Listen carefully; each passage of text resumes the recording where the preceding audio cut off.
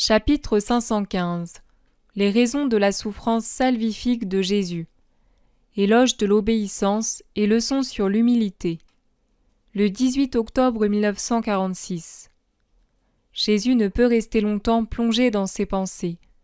Jean et son cousin Jacques, puis Pierre avec Simon le Zélote, le rejoignent pour attirer son attention sur le panorama que l'on découvre du haut de la colline. Et peut-être dans l'intention de le distraire, car il est visiblement très triste. Il rappelle les événements survenus dans les régions qui se présentent sous leurs yeux. Le voyage vers Ascalon, la maison des paysans de la plaine de Saron, où Jésus rendit la vue aux vieux pères de Gamla et Jacob, la retraite au mont Carmel de Jésus et de Jacques, ses arrêts maritimes et la jeune Auréagala, la rencontre avec Saint-Ica, les païens de Jopé, les voleurs près de Modin, le miracle des moissons dans la maison de Joseph d'Arimathie, la vieille femme glaneuse. Oui, toutes ces choses qui voudraient réjouir, mais auxquelles pour tous, ou pour lui seul, se mêlent des larmes et un souvenir de douleur. Les apôtres eux-mêmes s'en aperçoivent et murmurent. Vraiment, en toute chose sur cette terre, il se trouve une part de souffrance. C'est un lieu d'expiation. Mais justement, André, qui s'est joint au groupe avec Jacques, fils de Zébédée, observe lui aussi. C'est une loi juste pour nous qui sommes pécheurs, mais pour lui, pourquoi tant de souffrance? Il s'élève une discussion paisible, et qui le reste, même quand attirés par les voix des premiers, tous les autres s'unissent au groupe.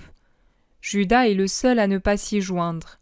Il s'affaire au milieu des humbles, qu'il instruit en imitant la voix, les gestes, la pensée du maître, mais c'est une imitation théâtrale, pompeuse, à laquelle il manque la chaleur de la conviction, et ses auditeurs le lui disent sans périphrase. Cela énerve Judas, qui leur reproche d'être bouché et de ne rien comprendre, et il leur déclare qu'il les quitte, car « ce n'est pas la peine de jeter au pourceau les perles de la sagesse ». Il s'arrête cependant, car les humbles gens, vexés, le prient d'être compatissant en s'avouant inférieur à lui comme un animal est inférieur à un homme. Jésus est distrait de ce que disent autour de lui les 11, car il écoute Judas, et ce qu'il entend ne le réjouit certainement pas. Mais il soupire et se tait, jusqu'au moment où Barthélemy l'intéresse directement à la discussion, en lui soumettant les divers points de vue sur la raison pour laquelle lui, qui est indemne du péché, doit souffrir. Barthélemy dit « Je soutiens que cela arrive parce que l'homme déteste celui qui est bon. Je parle de l'homme coupable, c'est-à-dire de la majorité.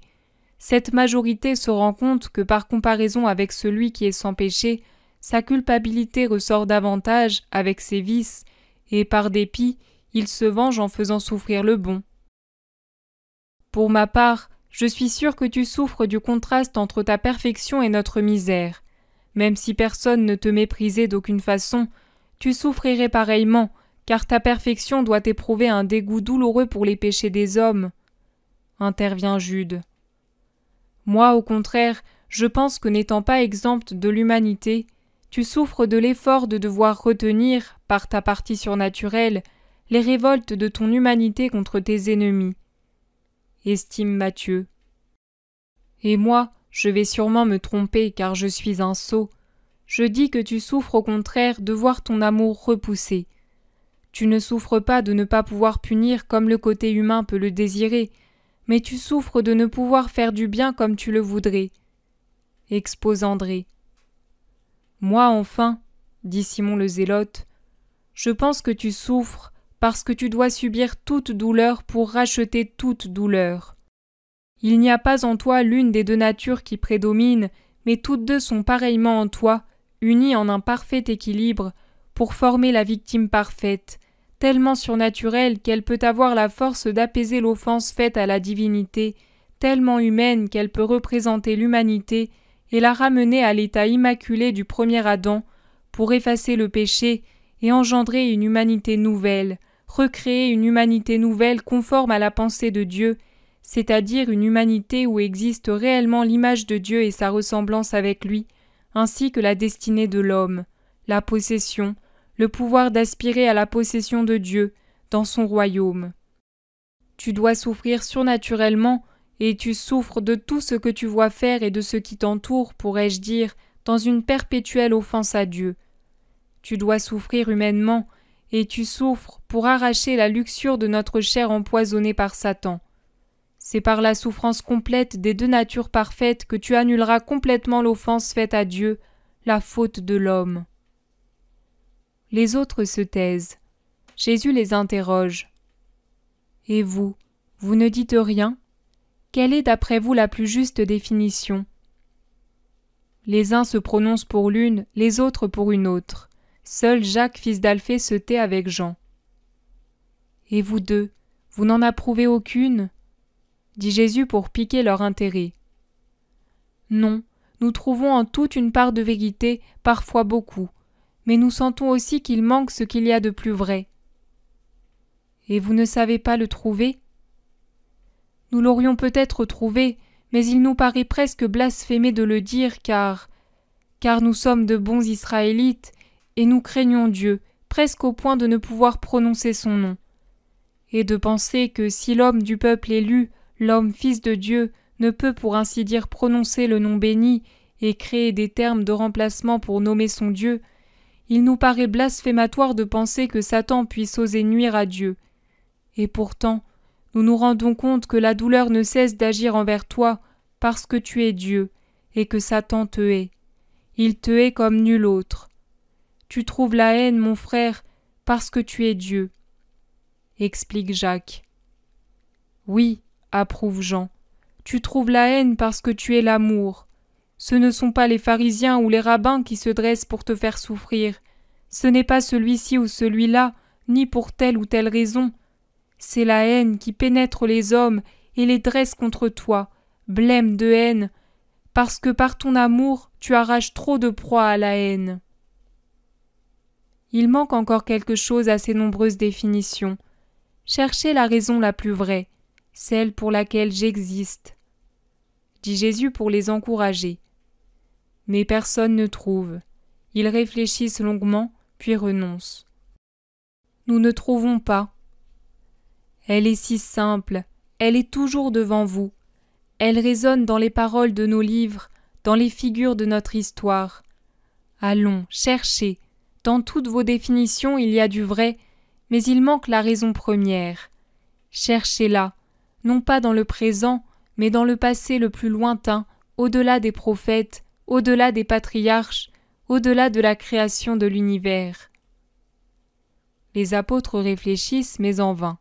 Jésus sourit, puis il reprend. « Et pourtant, si vous vous rappeliez mes paroles, vous trouveriez la raison. Mais vous ne pouvez encore tout vous rappeler. Un jour, vous vous souviendrez. Écoutez, remontons ensemble le cours des siècles jusqu'aux limites du temps. Vous savez qui a corrompu l'esprit de l'homme. C'est Satan, le serpent, l'adversaire, l'ennemi, la haine. Appelez-le comme vous voulez. Mais pourquoi l'a-t-il corrompu ? Parce qu'il était très envieux en voyant l'homme destiné au ciel d'où lui-même avait été chassé.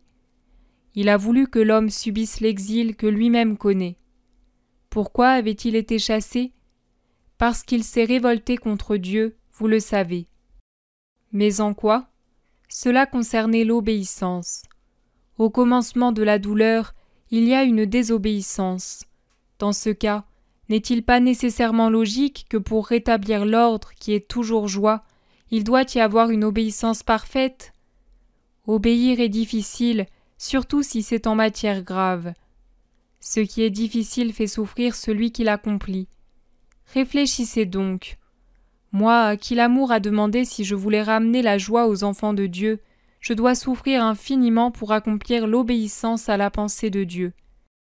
Je dois donc souffrir pour vaincre, pour effacer non pas 1 ou 1000 péchés, mais le péché lui-même par excellence, qui dans l'esprit angélique de Lucifer ou dans celui qui animait Adam, a été et sera toujours, jusqu'au dernier homme, un péché de désobéissance à Dieu. Pour vous les hommes, votre obéissance doit se limiter à ce peu, qui vous paraît si grand mais qui est si peu, que Dieu vous demande. Dans sa justice, il n'exige rien de vous que vous ne puissiez donner. Vous ne connaissez des volontés de Dieu que ce que vous pouvez accomplir. Mais moi, je connais sa pensée tout entière au sujet de tous les événements, les grands et les plus petits. Pour moi, il n'est pas de limite à la connaissance et à l'exécution. L'amoureux sacrificateur, l'Abraham divin, n'épargne pas la victime et son fils. C'est l'amour inassouvi et offensé qui exige réparation et offrande. Et même si je vivais des milliers d'années, ce ne serait rien si je ne consumais pas l'homme jusqu'à sa dernière fibre, de même que rien n'aurait existé si de toute éternité je n'avais pas dit oui à mon Père, en me disposant à obéir, et comme Dieu fils et comme homme, au moment que mon Père trouverait juste. L'obéissance est souffrance et elle est gloire. L'obéissance, comme l'âme, ne meurt jamais. En vérité, je vous dis que les vrais obéissants deviendront des dieux, mais après une lutte continuelle contre eux-mêmes, contre le monde, contre Satan. L'obéissance est lumière. Plus on obéit, plus on est éclairé et mieux on voit. L'obéissance est patience. Plus on obéit, mieux on supporte les fardeaux et les personnes. L'obéissance est humilité, et plus on la pratique, plus on est humble avec le prochain. L'obéissance est charité, car elle est un acte d'amour, et plus on s'y soumet, plus nos faits et gestes sont nombreux et parfaits. L'obéissance est héroïsme. Et un héros dans l'ordre spirituel, c'est un saint, le citoyen des cieux, l'homme divinisé. Si la charité est la vertu où l'on retrouve le Dieu un et trine, l'obéissance est la vertu où l'on me trouve, moi, votre maître. Faites en sorte que le monde vous reconnaisse pour mes disciples par une obéissance absolue à tout ce qui est saint. Appelez Judas, j'ai quelque chose à dire à lui aussi. Judas accourt. Jésus montre le panorama qui se rétrécit au fur et à mesure de la descente. Une petite parabole pour vous, futurs maîtres des âmes. Vous y verrez d'autant plus clair que vous gravirez davantage le chemin de la perfection qui est ardu et pénible. Tout d'abord, nous admirions les deux plaines des Philistins et de Saron avec de nombreux villages, des champs et des vergers, et jusqu'à un azur lointain qui était la grande mer, et le mont Carmel tout vers là-bas, au fond. Maintenant, nous ne voyons plus que peu de choses. L'horizon s'est rétréci, et il ne cessera de se rétrécir jusqu'à disparaître au fond de la vallée. C'est exactement ce qui arrive à celui dont l'âme descend au lieu de s'élever. Sa vertu et sa sagesse se font toujours plus limitées, son jugement toujours plus borné jusqu'à s'anéantir. Alors un maître spirituel est mort pour sa mission. Il ne discerne plus et ne peut plus conduire. C'est un cadavre, et il peut corrompre comme il s'est corrompu. La descente l'entraîne parfois, presque toujours, parce qu'il trouve en bas des satisfactions sensuelles. Nous aussi nous descendons dans la vallée pour trouver repos et nourriture, mais si cela est nécessaire à notre corps, il n'est pas nécessaire de satisfaire l'appétit sensuel et la paresse de l'âme en descendant dans les vallées de la sensualité morale et spirituelle. Il n'y a qu'une seule vallée à laquelle il soit permis d'accéder, c'est celle de l'humilité, parce que Dieu lui-même y descend, afin de saisir l'âme humble pour l'élever vers lui. Celui qui s'humilie sera exalté. Toute autre vallée est mortelle, car elle éloigne du ciel. C'est pour cela que tu m'as appelé, maître ? En effet, tu as beaucoup parlé avec ceux qui te questionnaient. Oui, et ce n'est pas la peine. Ils ont l'intelligence plus dure que celle des mulets. Mais moi j'ai voulu déposer une pensée là où tout est sorti, pour que tu puisses nourrir ton âme. Judas le regarde, interdit. Il ne sait si c'est un don ou un reproche. Les autres, qui n'avaient pas remarqué l'entretien de Judas avec ceux qui les suivaient, ne comprennent pas que Jésus reproche à Judas son orgueil. Judas préfère amener prudemment la conversation dans une autre direction. « Maître, qu'en penses-tu ? Ces Romains, comme l'homme de Pétra, pourront-ils arriver un jour à ta doctrine, eux qui ont eu un contact si limité avec toi ? Et cet Alexandre ? Il est parti, nous ne le verrons plus, tout comme ces derniers d'ailleurs. Il semble y avoir en eux une recherche instinctive de la vérité, mais ils sont plongés jusqu'au cou dans le paganisme. Réussiront-ils jamais à conclure quelque chose de bon ? Tu veux dire à trouver la vérité ? Oui, maître. Et pourquoi ne devrait-il pas y parvenir? Parce que ce sont des pécheurs. N'y a-t-il que de pécheurs? N'y en a-t-il pas parmi nous? Beaucoup, je l'admets. Mais justement, je me dis que si nous, qui sommes déjà nourris de sagesse et de vérité depuis des siècles, nous restons pécheurs et n'arrivons pas à devenir justes et à suivre la vérité que toi tu représentes, comment pourront-ils le faire, eux, saturés d'impureté comme ils le sont? Tout homme peut arriver à atteindre et à posséder la vérité, c'est-à-dire Dieu, quel que soit son point de départ. Quand il n'y a pas d'orgueil de l'esprit et de dépravation de la chair, mais sincère recherche de la vérité et de la lumière, pureté d'intention et désir de Dieu, une créature est sûrement sur le chemin de Dieu. Orgueil de l'esprit et dépravation de la chair, maître, alors, développe ta pensée, elle est bonne. Judas tergiverse, puis il dit: Alors ils ne peuvent atteindre Dieu, car ce sont des dépravés. Ce n'est pas cela que tu voulais dire, Judas. Pourquoi as-tu bâillonné ta pensée et ta conscience? Ah, comme il est difficile à l'homme de s'élever vers Dieu. Et le plus grand obstacle se trouve en lui-même, qui ne veut pas réfléchir sur lui-même et reconnaître ses défauts. Vraiment, on calomnie bien souvent Satan en lui attribuant toute cause de ruine spirituelle. Et l'on calomnie encore davantage Dieu en lui attribuant tous les événements. Dieu ne viole pas la liberté de l'homme. Satan ne peut l'emporter sur une volonté affermie dans le bien. En vérité, je vous dis que 70 fois sur 100, l'homme pêche par sa propre volonté. Et, on ne le pense pas, mais il en est ainsi, il ne se relève pas de son péché parce qu'il se refuse à s'examiner, et même si sa conscience, par un mouvement imprévu, se dresse en lui et crie la vérité qu'il n'a pas voulu méditer, l'homme étouffe ce cri, anéantit cette représentation qui se dresse devant son intelligence sévère et affligée, s'efforce d'altérer sa pensée suggestionnée par la voix accusatrice, et se refuse à dire par exemple: Mais alors nous, moi, nous ne pouvons atteindre la vérité parce que nous avons l'orgueil de l'esprit et la corruption de la chair. Oui, en vérité, si l'on n'avance pas vers la voie de Dieu, c'est que parmi nous, il y a l'orgueil de l'esprit et la corruption de la chair. Un orgueil vraiment émule de celui de Satan, au point de juger ou d'entraver les actions de Dieu quand elles sont contraires aux intérêts des hommes ou des partis. Et ce péché fera de nombreux Israélites des damnés éternels. Nous ne sommes pas tous comme ça, pourtant. Non, il y a encore des âmes bonnes dans toutes les classes sociales. Elles sont plus nombreuses chez les humbles gens du peuple que parmi les savants et les riches. On en trouve, certes, mais combien? Combien par rapport à ce peuple de Palestine que depuis presque 3 ans j'évangélise et comble de bienfaits, et pour lequel je m'épuise? Il y a en Israël plus d'étoiles dans une nuit assombrie par les nuages que d'âmes résolues à entrer dans mon royaume. Et les païens, ces païens-là y entreront? Pas tous, mais beaucoup. Et aussi parmi mes disciples eux-mêmes, tous ne persévéreront pas jusqu'à la fin.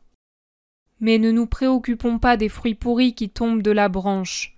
Cherchons, tant que c'est possible, à les empêcher de pourrir au moyen de la douceur, de la fermeté, des reproches et du pardon, de la patience et de la charité. Puis, quand ils disent non à Dieu et aux frères qui veulent les sauver, et quand ils se jettent dans les bras de la mort, de Satan, en mourant impénitents, baissons la tête et offrons à Dieu notre souffrance de n'avoir pu donner la joie du salut de cette âme. Tout maître connaît de telles défaites. D'ailleurs, elles servent à abaisser l'orgueil des maîtres spirituels et à éprouver leur constance dans le ministère. La défaite ne doit pas lasser la volonté de l'éducateur spirituel, mais au contraire, le pousser à faire davantage et mieux à l'avenir. Pourquoi as-tu dit au décurion que tu le reverrais sur un mont? Comment fais-tu pour savoir cela? Jésus porte sur Judas un long regard étrange, dans lequel la tristesse se mêle au sourire, avant de répondre. Parce qu'il sera l'un de ceux qui seront présents à mon élévation, et il dira au grand docteur d'Israël une sévère parole de vérité. Et à partir de ce moment-là, il commencera sa marche assurée vers la lumière. Et nous voici à Gabaon. Que Pierre aille avec 7 autres annoncer ma présence. Je parlerai sur le champ pour congédier les habitants des villages voisins qui me suivent. Les autres resteront avec moi jusqu'après le sabbat. Quant à toi, Judas, reste avec Matthieu, Simon et Barthélemy. Je n'ai pas reconnu dans le décurion l'un des soldats présents à la crucifixion, mais je dois reconnaître que, absorbé comme je l'étais par l'observation attentive de mon Jésus, je ne les ai pas beaucoup examinés. Pour moi, c'était un groupe de soldats préposés au service, rien de plus. En outre, au moment où j'aurais mieux pu les regarder parce que tout était accompli, il y avait une lumière si faible que je n'aurais pu reconnaître que les visages que je vois souvent. Je pense pourtant, d'après les paroles de Jésus, que c'est le soldat qui a dit à Gamaliel des mots dont je ne me souviens pas et que je ne puis contrôler parce que je suis seul et je n'ai personne pour me donner le cahier de la Passion.